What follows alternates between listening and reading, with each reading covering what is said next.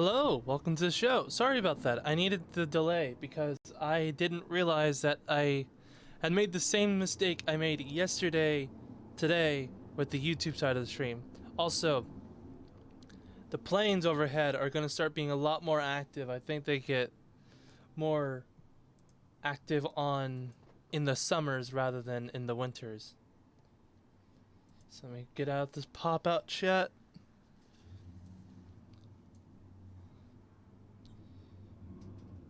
I don't like the Rumble side pop-out chat because every time to be able to see my video in action while I'm streaming,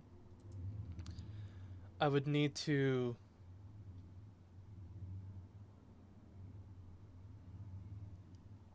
reload the stream so that way the actual live stream actually starts playing.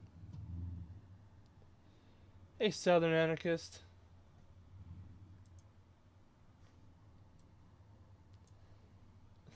God, I love that name. Poopy Butthole.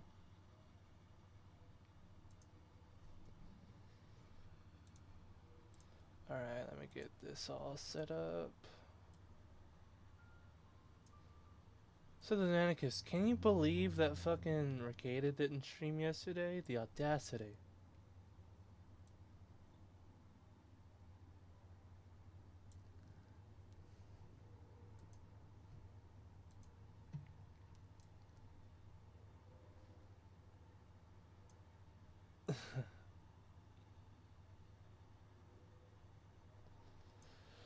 Oh boy, he's a lazy bastard. I would give him a little bit of credit. He did do his taxes, and that's a process.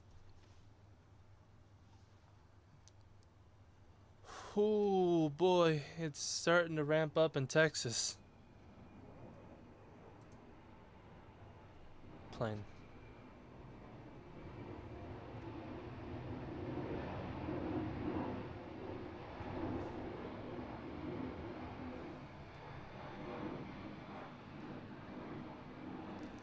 Sorry, I'm trying to get all the chats laid out before I get going.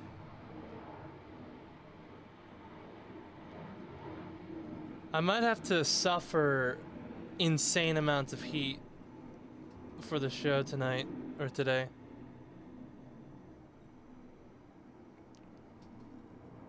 Let me see if I can't make a noise gate every time it comes up. Oh, I fucking believe it. You see, most people only get SWAT. If I get SWAT called on me, I get the military.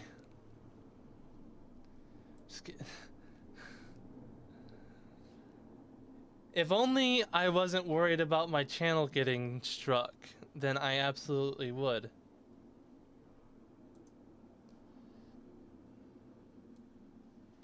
Rumble, YouTube. Streaming now.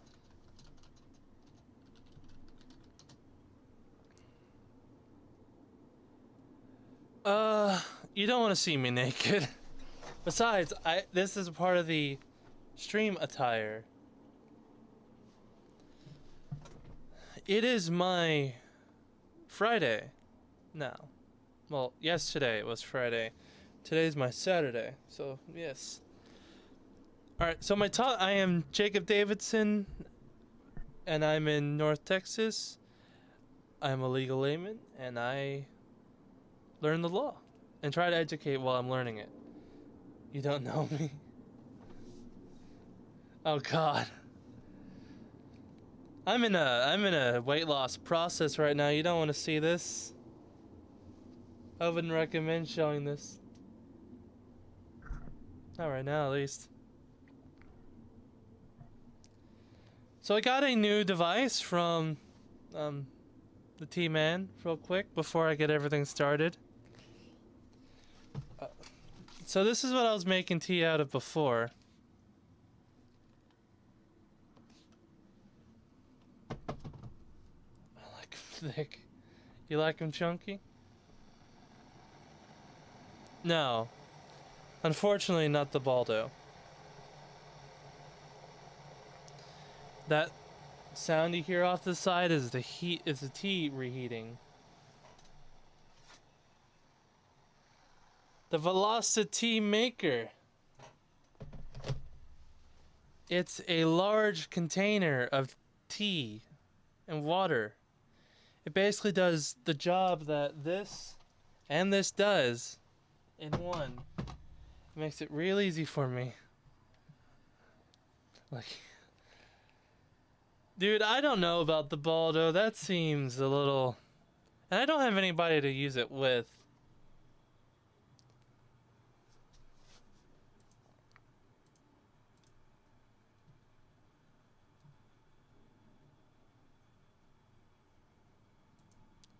Hold on.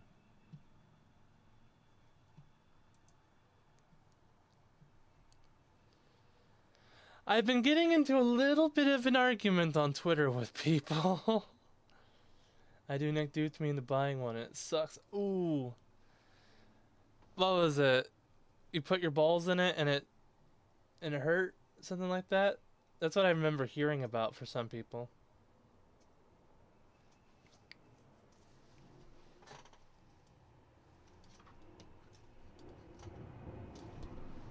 I got something to do real quick.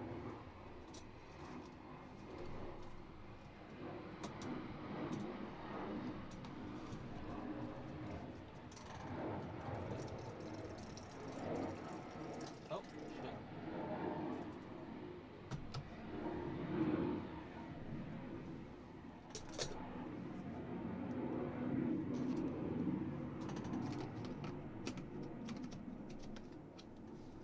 I will say I've been... My balls are too large for penetration. God damn it. I will say I have been enjoying the, I've been dieting lately. Chicken and rice. I built a tower of fucking rice yesterday on top of my chicken and it was incredible. I loved it.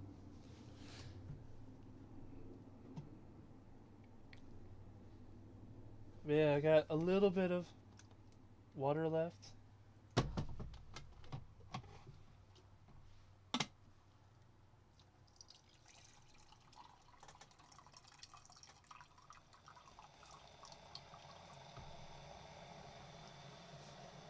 White or brown? White rice.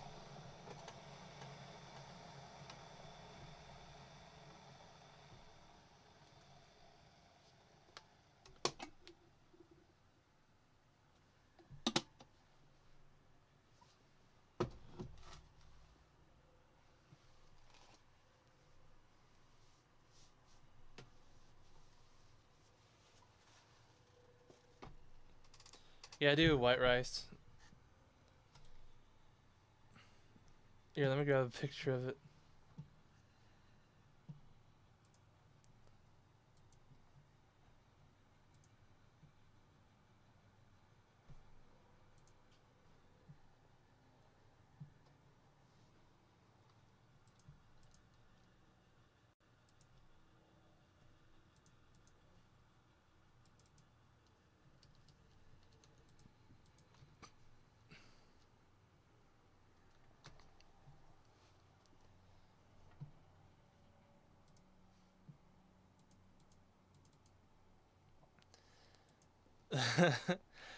Freshly steamed rice is probably my favorite thing right now because of how easy it is to make. Like, I can just set it in. I got the timer. I got a rice cooker. And not only that, you can stack it on top of itself very easily. I basically ate this mountain of rice slowly over time. That's a great way to round up, to relax before work.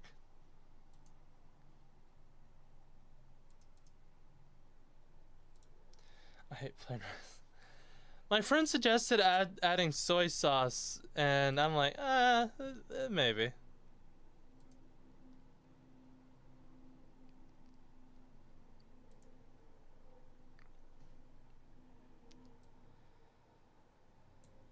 Alright, my topics today are in what order? So that's the Twitter story, this is the...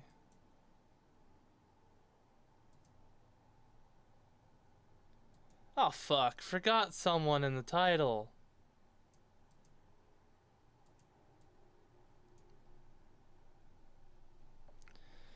Alright, so I'm gonna add someone to the very start of the show.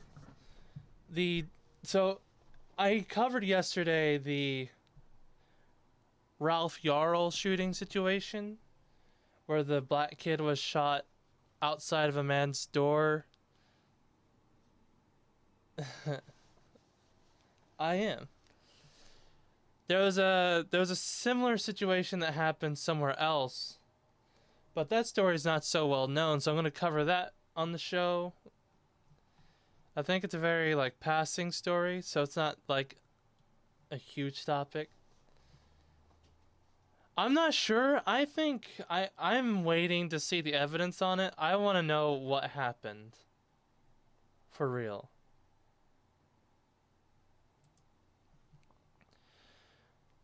So SCOTUS, if you know who Joshua Alexander is, or Josh Alexander, that's going to be my second topic now.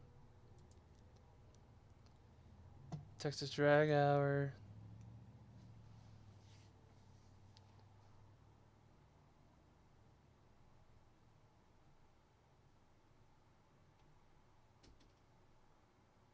And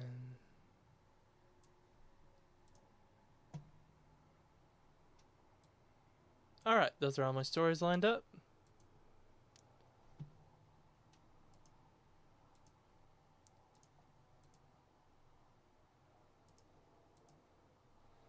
But I did get into a bit of an argument about everything concerning the so my take on it was maybe the guy described who he shot at as a black kid or something like that. And while people would presume that that'd mean he shot him because he's black, giving him a light in favor or a favorable light that it's just descriptive, I decided to express that opinion about it might just have been a completely descriptive aspect of what he was trying to say and not just a racial aspect. But people are stupid and won't see that there is an argument or a perspective there that is probably justified. But yeah, that's what I was dealing with earlier. I woke up to 16 replies and people being rude and shit. It's fine though.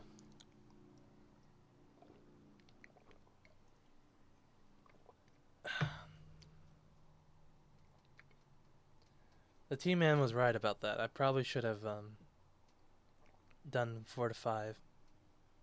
Tastes really watered down.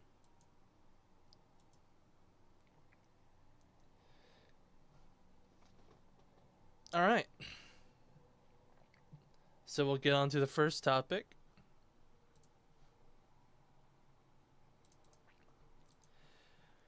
"20-year-old woman killed in wrong driveway shooting." Or rather, I started off entirely bad. Fuck. 20-year-old woman killed in wrong driveway shooting, homeowner charged with murder. There we go. I have that newscaster voice. 20-year-old woman is dead, and a man is behind bars charged with second-degree murder after shooting this week in Hebron, New York. Washington County Sheriff's Office said it responded to a 911 call that came in around 10 p.m. Saturday saying a female had been shot.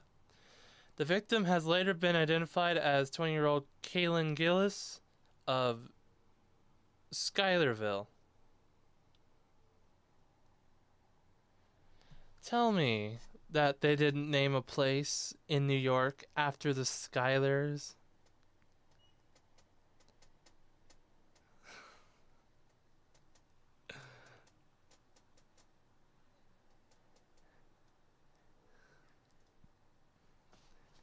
Hamilton. I know for a fact she comes from a good family, said Washington County Sheriff Jeffrey Murphy. A very good family, and I know her personally. She was a young girl that was taken away too young. Or taken way too young. A GoFundMe for her family has been set up with a lot of condolences coming in on social media.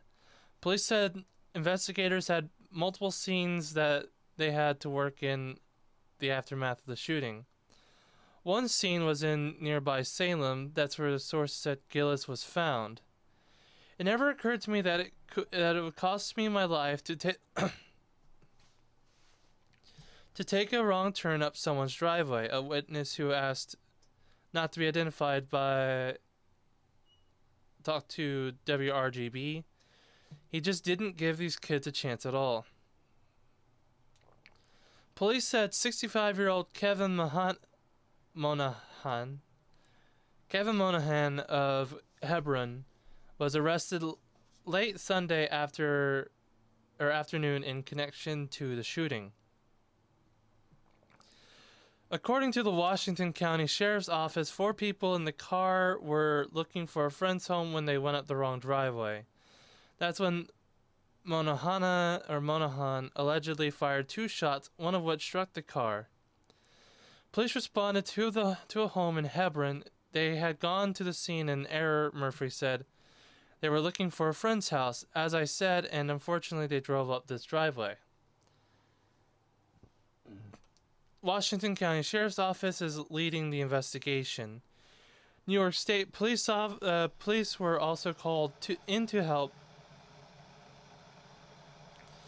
Troopers said they aided with their special operations response team as well as their forensics team.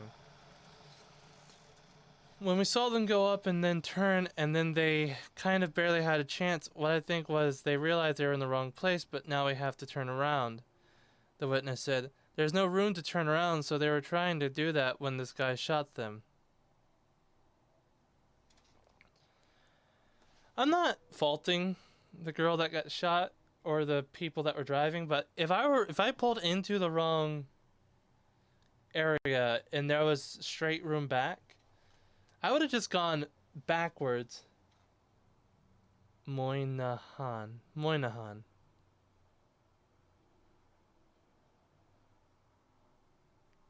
Really? Are you in the New York area, or are you just familiar with the story? Or do you know the area? Or know the area, familiar with the story, or... Yeah, whichever. Because you identified Hebron pretty quickly, and now you're saying Moynihan is how it's pronounced? Moynihan.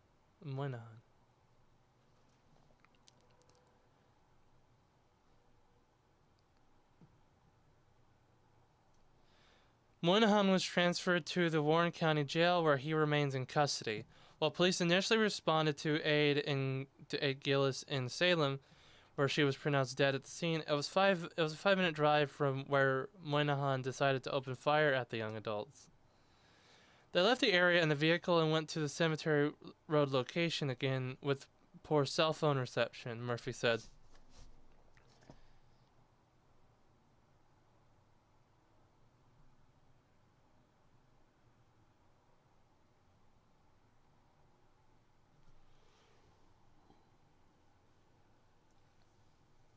So Moynihan. Oh, okay.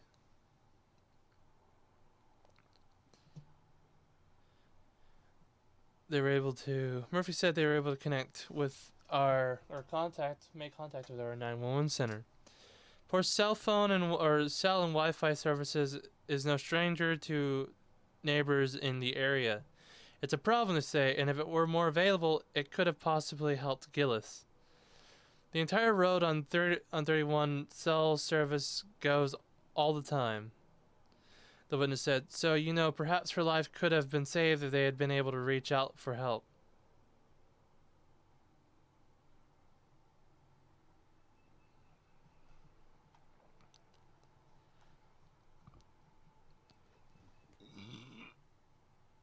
I want to know the specifics on this story.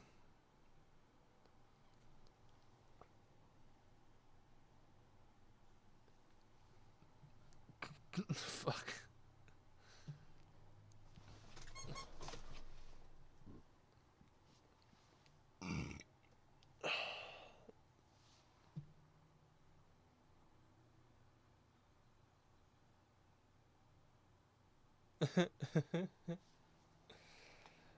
Alright, sorry, I got distracted by tangential articles. So that's the story of Gillis? Kaylin Gillis. I don't know why I want to keep calling her McGillis.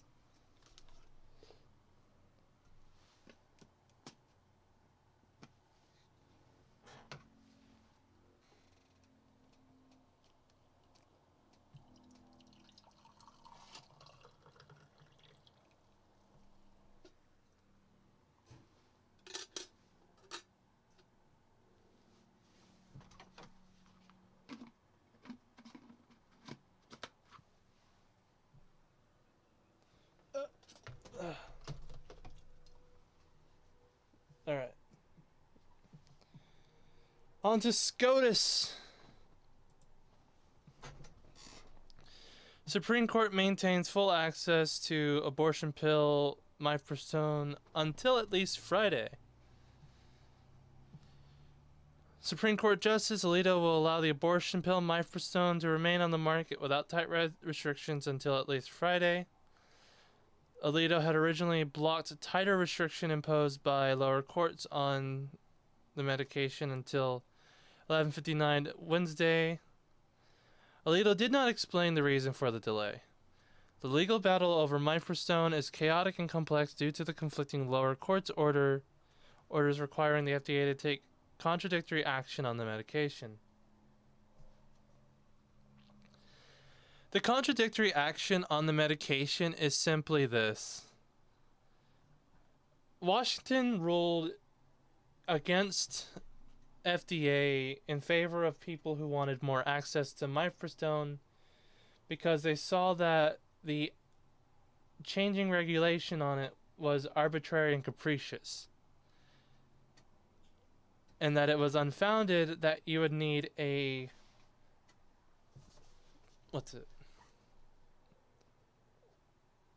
licensed prescriber basically to prescribe the medication for mail-in or for mail delivery prescription, which still violates the Comstock Act.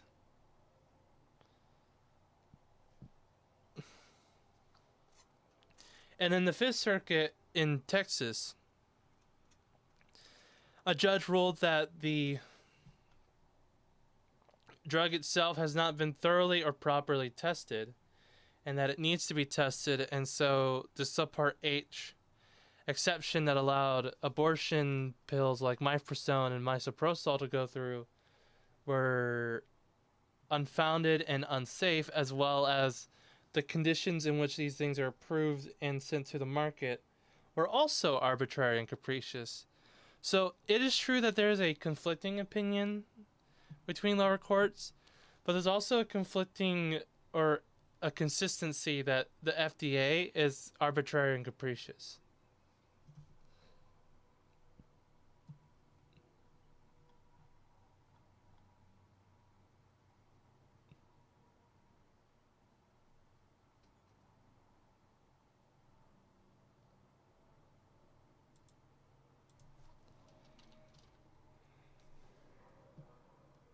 What? Hold on.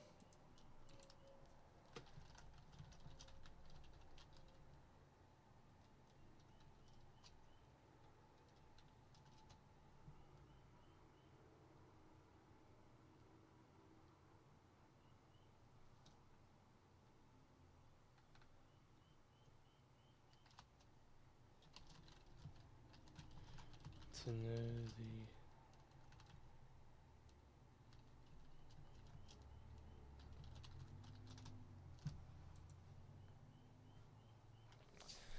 Alright, Supreme Court Justice Samuel Alito on Wednesday issued an order allowing the abortion pill mifepristone to remain available by mail delivery and without tighter restrictions on how it's used until at least Friday night. Alito last week had temporarily blocked the restriction on mifepristone imposed by the lower federal courts until 11:59 p.m. Wednesday in response to an emergency motion by the Justice Department and Donko Laboratories, the distributor of the brand name versions of the drug Mifeprex. The restrictions will now remain on hold until 11:59 p.m. Friday as a result of his new order.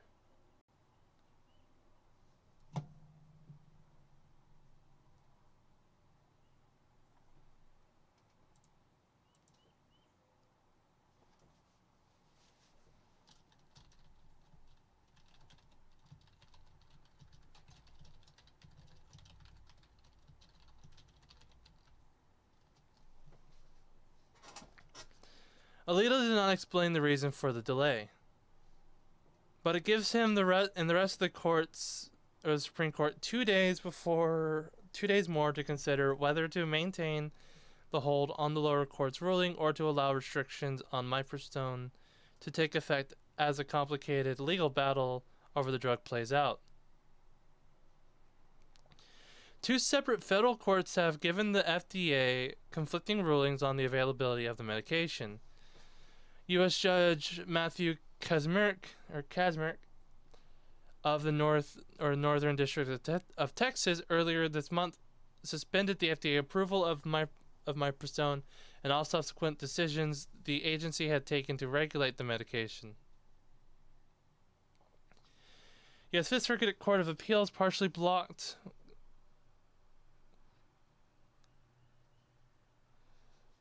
Kaczmarek's sweeping orders days later and kept the FDA approval in effect, but imposed severe limits on how mifepristone is used and distributed.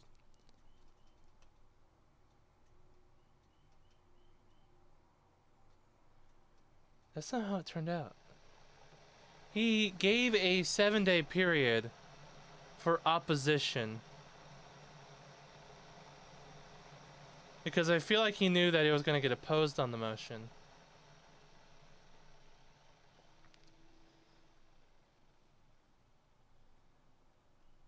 Although that ruling keeps mifepristone on the market, the restrictions are so sweeping that many women would not have access to the medication, even in some states where abortion is legal. Shortly after Kaczmarek ruling, U.S. Judge Thomas Rice of the Eastern District of Washington State barred the FDA from restricting availability of mifepristone in 17 states and Washington, D.C. This is the mail-in ordering for prescription. Mifepristone, used in combination with another drug called misoprostol, is the most common method to terminate pregnancy in the United States, accounting for about half of the abortion, according to the CDC and Prevention and the Guttmacher Institute.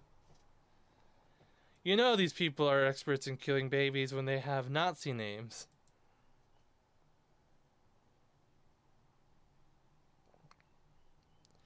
Kaczmarek's unprecedented ruling, or rather, we don't like his ruling, therefore we're going to call it unprecedented. Kaczmarek's ruling was the first time a federal court invalidated an FDA determination that a drug is safe and effective according to court rulings from the Justice Department, formerly FDA officials in the pharmaceutical industry. Former President Donald Trump appointed Kaczmarek. Senate Democrats unanimously opposed his nomination over concerns about his position on abortion and the LGBTQ rights, I guess. The appeals court's restrictions included blocking mail delivery of the medication, reimposing doctor visits as a requirement to obtain the drug, and shortening the length of time women can use the pill to 7 weeks of the pregnancy. Or to the 7th week of pregnancy. There we go. The court also blocked the generic version of mifepristone made by the second company, Jin Bio Pro, which supplies about 2/3 of the medication for the U.S. market. The Fifth Circuit decision by Judges Kurt Engelhardt and Andrew Oldham, who were also appointed by Trump, essentially rolled back all the actions the FDA had taken to make mifepristone easier for women to access.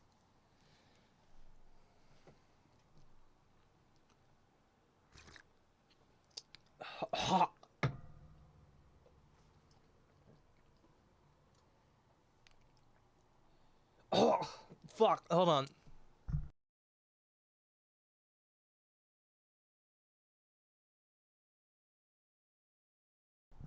Fucking damn it. So that lid popped off. And I got fucking tea in my tea. Tea leaves in my tea.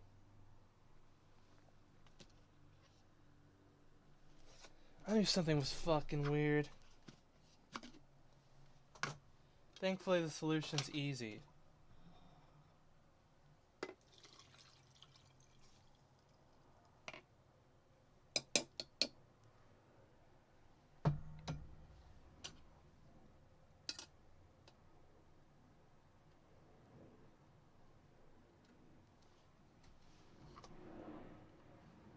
Ugh.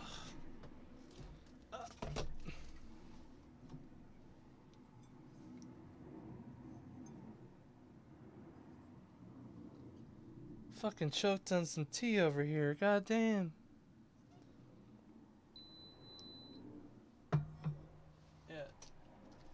Heat only.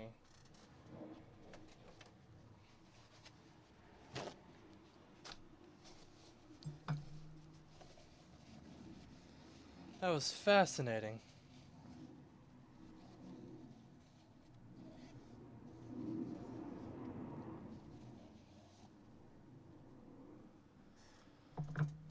There we go.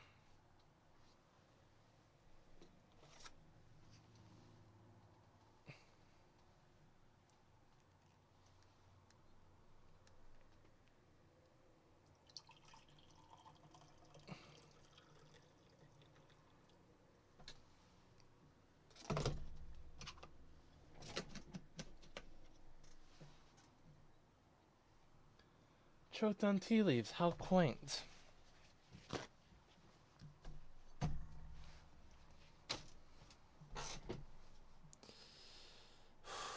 Okay. The Justice Department told the Supreme Court that complying with the Fifth Circuit decision would put the government in violation of Rice's order preserving access in 18 jurisdictions. The Alliance Defending Freedom, the anti-abortion group that filed the lawsuit against the FDA's approval of mifepristone, asked the Supreme Court to keep the restrictions on the medications in place. It argued that the limits provide important protections that keep patients safe. The legal organization represents a group of doctors who oppose abortion called the Alliance for Hippocratic Medicine.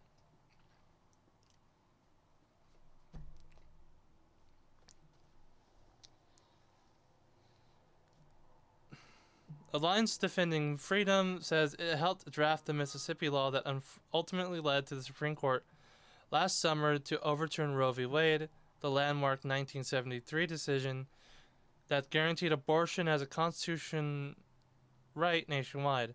The group says it's dedicated to protecting the freedom of speech, free speech, the sanctity of life, parental rights, and God's design for marriage and family.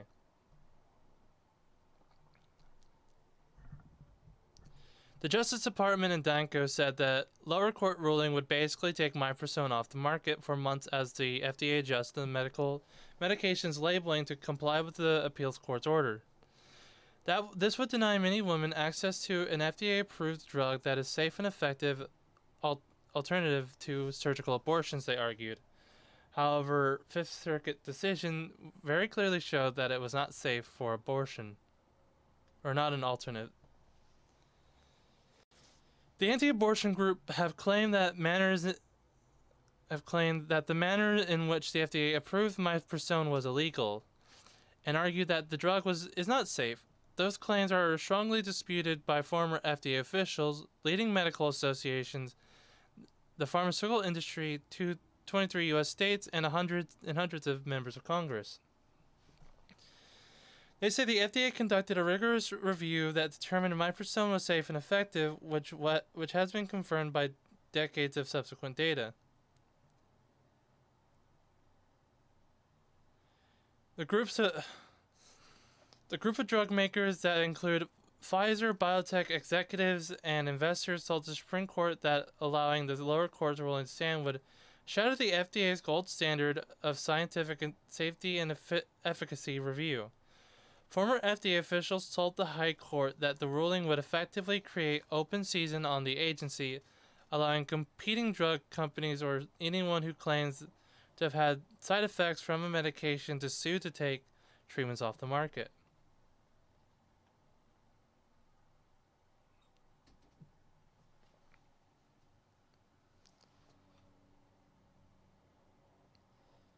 Gold standard.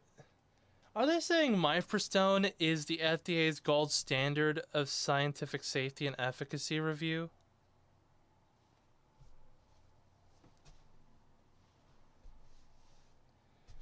Their drug that kills babies a bunch is the standard for scientific safety. Right. Okay.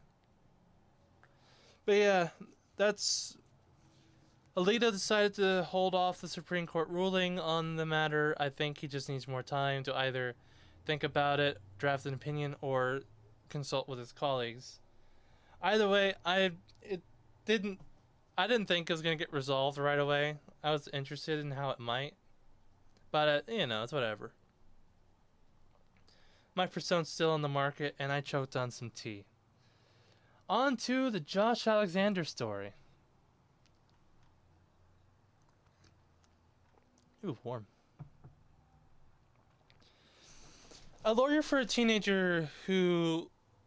Canadian teenager who was suspended from his Catholic high school after opposing transgender ideology has filed a human rights complaint alleging religious discrimination. Attorney James Kitchen with Liberty Coalition Canada filed the application to the Ontario Human Rights Tribunal earlier this month on behalf of his client Josh Alexander, a 17, a junior who was first suspended from St. Joseph High School in Renfrew, Ontario, and issued a trespass notice in November. Alexander drew the ire of school leadership when he organized a student walkout at the public Catholic high school against biological males in girls' bathrooms. According to the complaint, he also reportedly argued in class that God created two unchangeable genders. The complaint recounts that the students erupted during class when Alexander argued against the school's bathroom policy when he claimed that men have penises and women have vaginas. His classmates reportedly called him a misogynist and a racist and a homophobic transphobe. While the teacher allegedly nodded and gestured at the students yelling at Josh, indicating his approval of the students' name calling. Oh.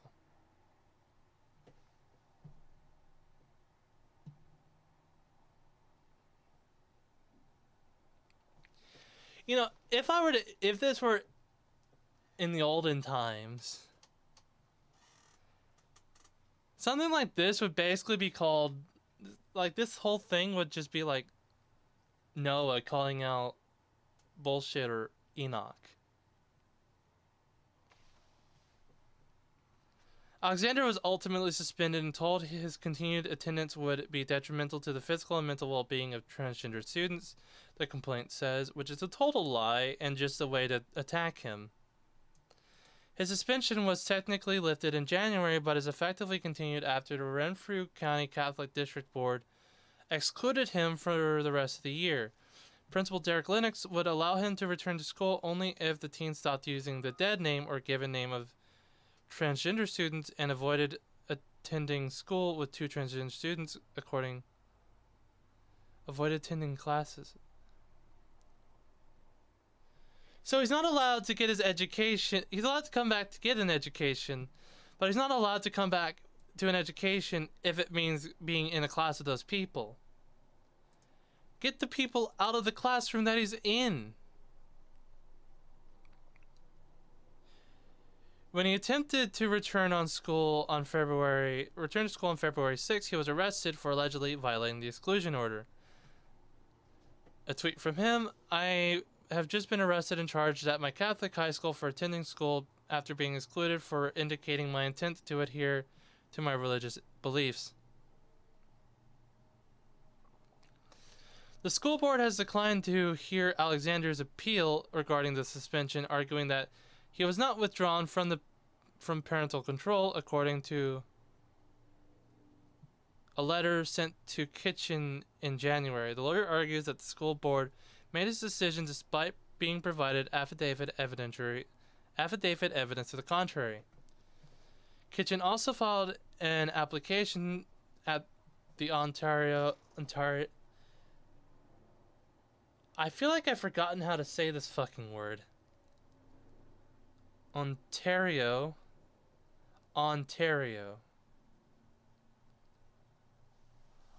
Supreme Court Justice to compel the school board to hear his client's appeal. Kicking Josh out of school for expressing his Christian beliefs regarding sexuality and gender is unlawful religious discrimination, Liberty Coalition Canada said in a statement provided to Fox News Digital. The application details the shockingly discriminatory conduct of the teachers and students at St. Joseph's, as well as the Principal Lennox's retaliatory decision to suspend and exclude Josh for expressing his beliefs and organizing a student walkout to protest St. Joseph's policy of permitting biological males to enter and use the girls' washroom. Among other things, Josh is seeking from the HRTO, a human rights tribunal, I believe, a declaration that the school board discriminated against him on the basis of his Christian belief. The coalition added. The school did not immediately respond to Fox News Digital's request for comment. The complaints pointed out that Alexander describes himself as a Christian and has protested transgender ideology because of his faith. Josh believes he's called by the Lord Jesus Christ to proclaim the truth, which includes telling those around him that the Lord's design for gender, and openly opposes the school board's policy of permitting males to enter a girls' washroom. The complaint said Josh believes he would commit a sin if he disregarded the Lord's calling on his life and remained silent. Kitchen told Fox News Digital in February that he believes the freedom of religion and freedom of expression are in steep decline in Canada, but noted that religious liberty is evaporating more quickly. He said many Canadians do not understand the gravity of the threat their government increases to pose to religious freedom, which he said is essentially dead after withering for about 10 or 15 years. He's got a point. He's got a very, very strong point.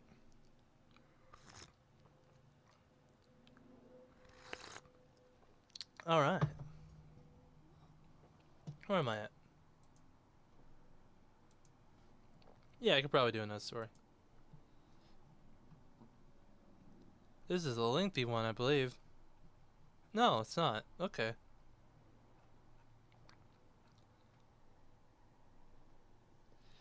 But yeah, the Canada Tyrants are up and at it again. Let me just make a tweet at Trudeau. I want to make a tweet at Trudeau. Just give me a moment.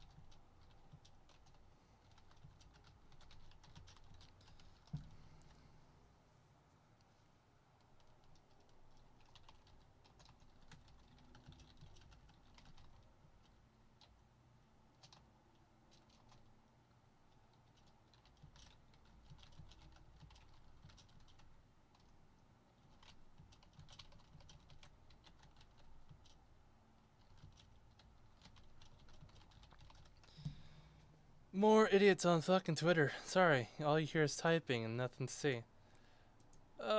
Justin Trudeau, where are you at? Probably dying, hopefully.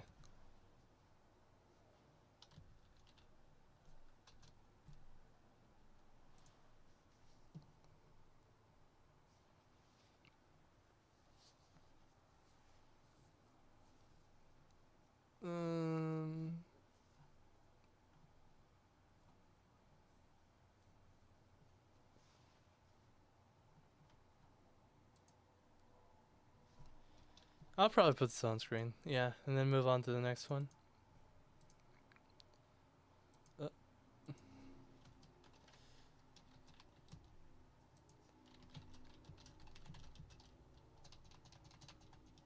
We're going...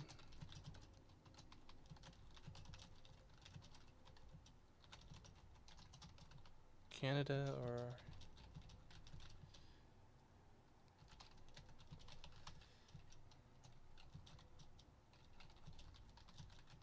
like Josh Alexander,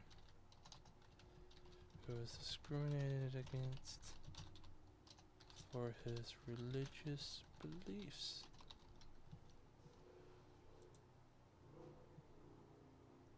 And that'll send... No way!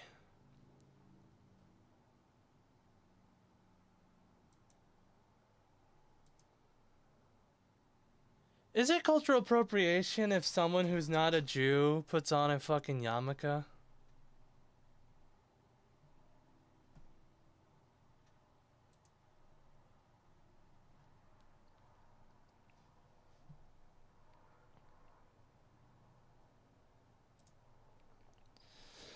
Texas Senate moves to restrict drags for minors. Or drag for minors, yep. The Texas Senate has passed 2 bills that would restrict drag show performances in front of minors and end drag queen story hours in Texas libraries.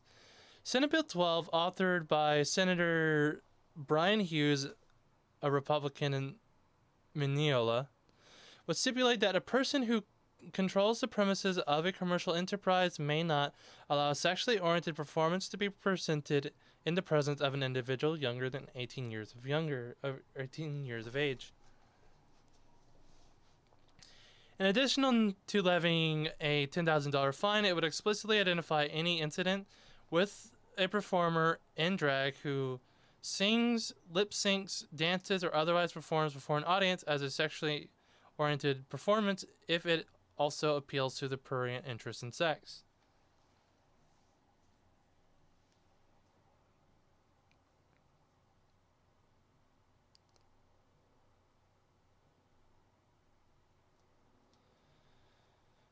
Senator Hughes said that he was proud to have authored this bill protecting the innocence of children. In a statement he sent to Dallas Express, Texas Lieutenant Governor Dan Patrick said, "It is shocking to me that any parent would allow their young child to be sexualized by drag shows. Children who cannot make their own decisions on their own must be protected from these sexually oriented drag shows now occurring more and more in front of them," Patrick said, or continued. "I selected SB 12 to be a top priority of mine because someone must fight back against the radical left's degradation of our society and values," he added. "I will not allow Texas children to be sexualized and scarred for life by harmful drag performances." Of course, the ACLU. The ACLU of Texas denounced the bill, claiming on Twitter that Texas legislators attempt to ban or limit drag shows is part of a wave of political attacks against the LGBTQ plus community. The mental health toll from these attacks have been devastating. Bills that attack drag are yet another attempt to steal joy from community, the group continued. "Oh no! They're going after our ability to be sexual in front of kids. Oh, what will ever happen to our joy? Oh no."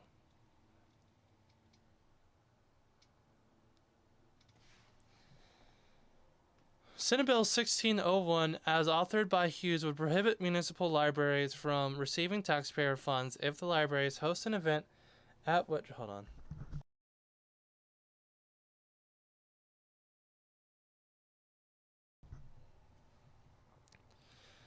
If the library hosts an event at which a man presenting as a woman or a woman presenting as a man receives a book or a story at a minor for entertainment, and the person being dressed as the opposite gender is a primary component of the entertainment.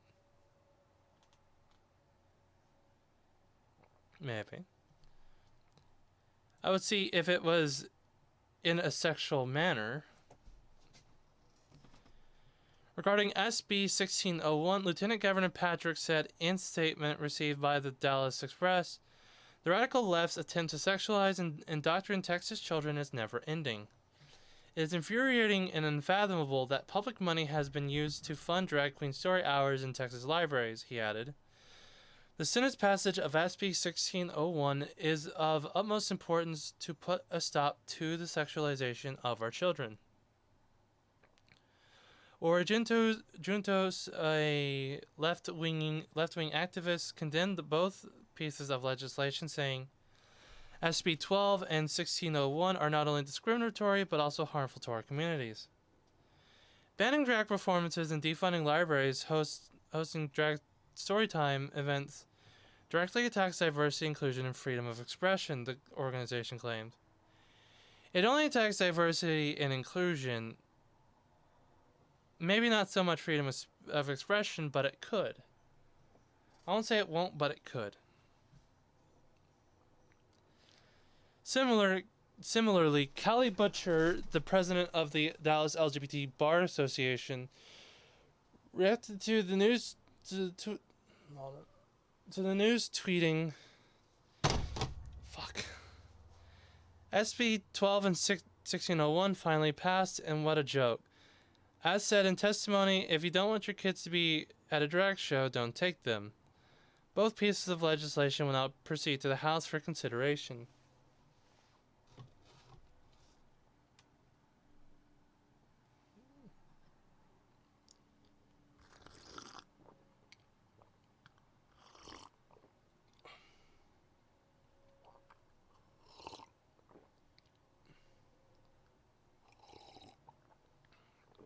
Ooh, conflicting opinions. The Republican Party shows that it's all about their prurient interest in sex. Leave it to the ACLU. They want to get involved in corrupting children to the drag way of life and not at all concerned about the children. Why the push all of a sudden to get dragsters in front of children? Things like this do not happen overnight. Who's behind this?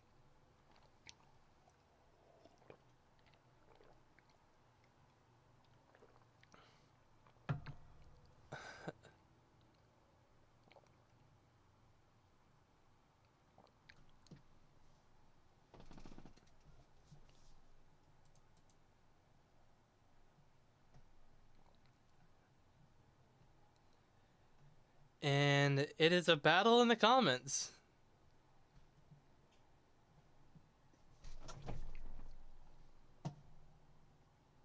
So that's the Texas bills that are being passed to hopefully limit drag hour, I suppose.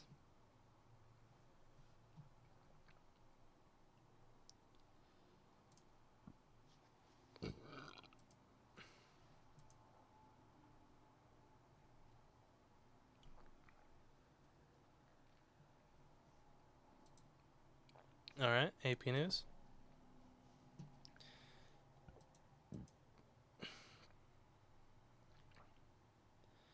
Twitter removes policy against dead naming transgender people. Oh, this is really short. Twitter has quietly removed the policy against the targeted misgendering or dead naming of transgender individuals, raising concerns that the Elon Musk-owned platform has become less safe for marginalized groups. Twitter enacted the policy against dead naming or using transgender people's name before they transitioned, as well as purposefully using the wrong gender for someone who, as a form of harassment in 2018. only in their world is being called the wrong gender harassment. On Monday, Twitter also said it will put warning labels on some tweets that are potentially in violations of its rules against hateful conduct. Previously, the tweets were removed. It was in this policy update that Twitter appears to have deleted the line against dead naming from its rules. Twitter's decision to covertly roll back its longtime policy is the latest example of just how unsafe the company is for the users and advertisers alike, said Sarah Kate Ellis, the president and CEO of the advocacy group GLAAD. What in the fuck is that?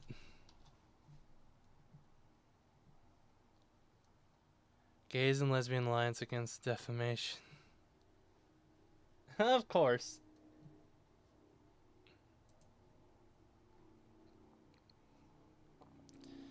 This decision to roll back LGBTQ safety pulls Twitter even more out of step with TikTok, Pinterest, and Meta, which all maintain similar policies to protect their transgender users at the time when anti-transgender rhetoric online is leading to real-world discrimination and violence.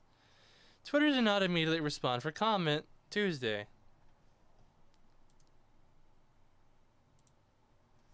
Good God, I'm running out of topics. I'm only going to be able to do an hour show, I think. Well, that's fine.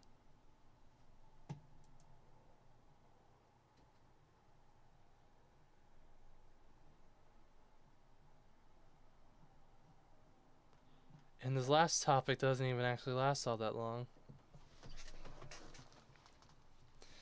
So Georgia Republican or Representative Buddy Carter, other House Republicans pushed for adoption of FairTax Act.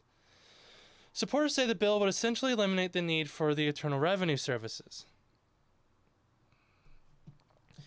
It would allow you to take home 100% of your paycheck so you can control where your hard-earned dollars go, Carter said.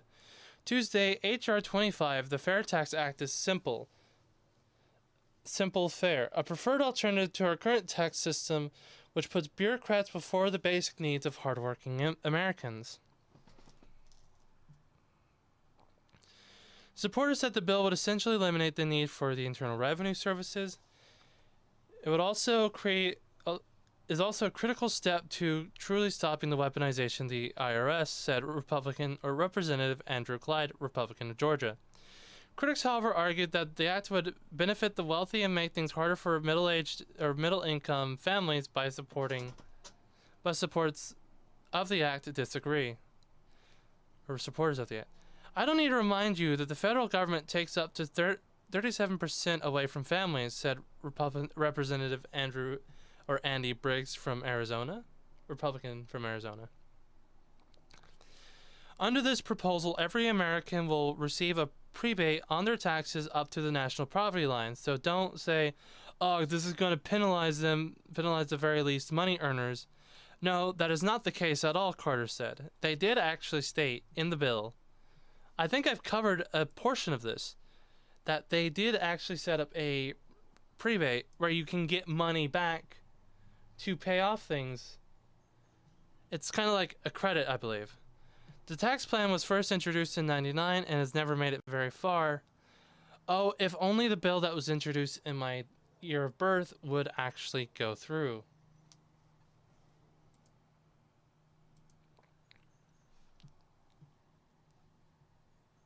I will be honest, I don't think I can keep the show up.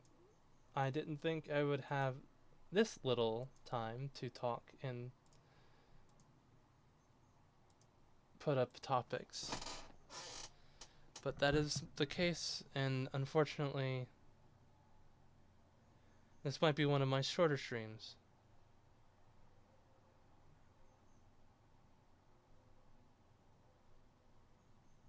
Huh. Well, damn. I don't know how I feel about that. I don't know, maybe a short news day might be a short news day. It might just be acceptable.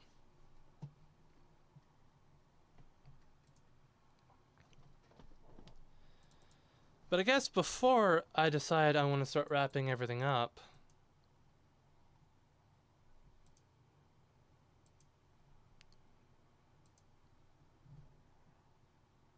just gonna...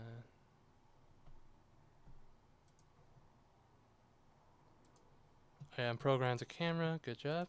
Very good.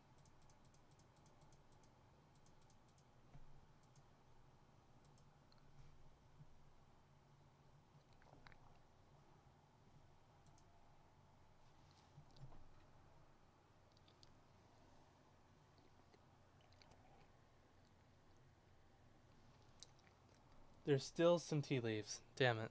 Well, I'm gonna have to get used to the new velocity maker. I didn't think about the strainer aspect.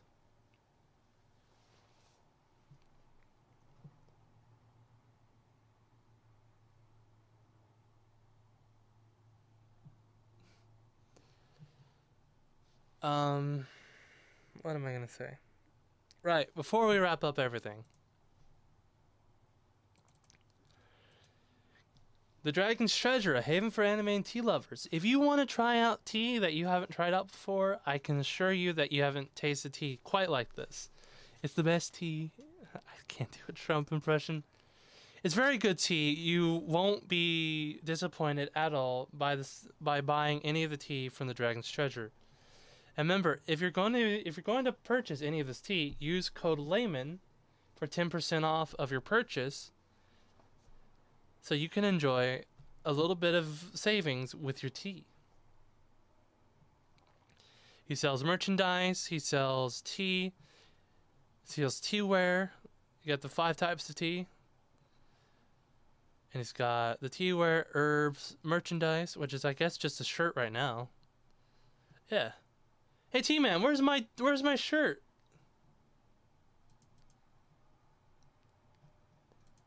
What's the condition on that?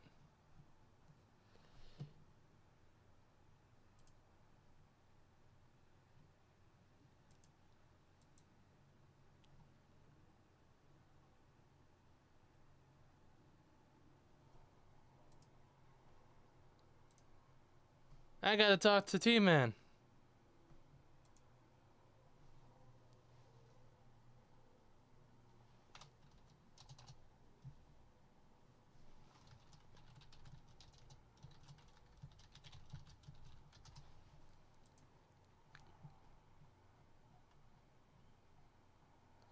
Yeah, 10% off with code Layman at Dragon's Treasure, so you can enjoy a little bit of savings with a very good amount of flavor.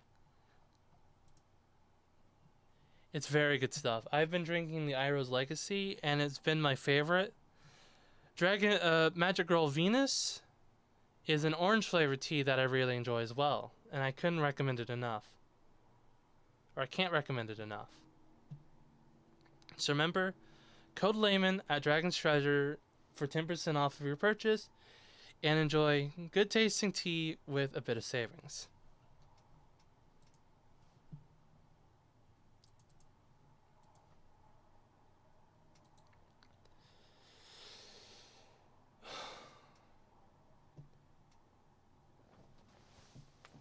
Honestly, kind of thought there'd be more today. Maybe there's more that came up, but I just didn't think about it. An afternoon show kind of sucks when you think about it.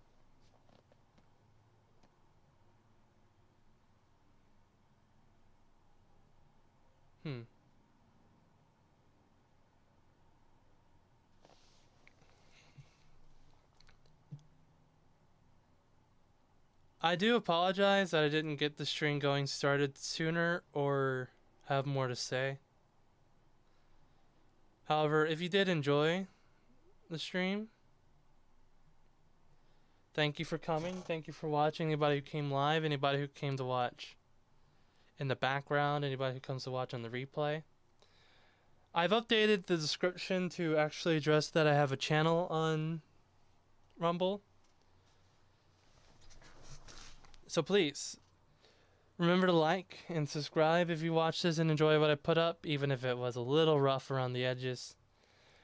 If you like on YouTube, please go and subscribe on Rumble. The description now has my official Rumble link. I should be updating all the other videos before. Like on YouTube, subscribe, you know, the usual.